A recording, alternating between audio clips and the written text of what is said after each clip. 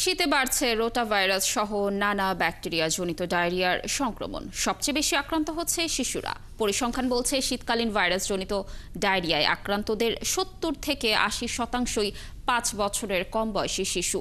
কম তাপমাত্রায় জীবাণু বেশি সক্রিয় থাকায় সহজেই শিশুরা আক্রান্ত হচ্ছে বলছে ICDD-RB। আরও জানাচ্ছেন মেহেদি হাসান। ঢাকার ICDD-RB হাসপাতালে ভর্তি হওয়া এইসব শিশু শীতজনিত ডায়রিয়া আক্রান্ত। এই ডায়রিয়ার অন্যতম কারণ রোটাভাইরাস। অতি সংক্রমণ প্রবণ এই ভাইরাসে আক্রান্ত হলে লাগাতার বমি ও মারাত্মক ডায়রিয়া হয়। এসব কারণে শরীরে পানি শূন্যতা দেখা দেয়। সময় মতো চিকিৎসা করা না হলে এটি মারাত্মক আকার ধারণ করতে পারে। মূলত শিশুরা এই ভাইরাসে বেশি আক্রান্ত হয়।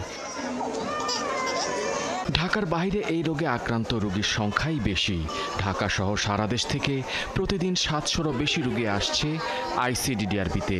স্যালাইন দিল আর দুধ দিল আর ট্যাবলেট দিচ্ছে একটা, আর ৩টা স্যালাইন দিয়ে আর সুড়সুড়িয়া দিল। তা আমরা নিয়ে এসে এখনো ভর্তি করলাম। ৬ দিন থেকে ঔষধপাতি খাওয়াচ্ছি, কমে না। আজকে আবার গায়ে জ্বর আছে, কালকে বমি করে নাই, আজকে আবার 2বার করে বমিও করছে। শীতে এই ভাইরাসের প্রকোপ বাড়ার জন্য সচেতনতার অভাবের কথা বলছেন চিকিৎসকরা। তারা বলছেন শীতে অন্য সময় তুলনায় ভাইরাস বা ব্যাকটেরিয়া বেশি সক্রিয় হয়ে ওঠে। এই ভাইরাস সংক্রমিত হওয়ার প্রথম উপসর্গ তীব্র বমি, এরপর ডায়রিয়া।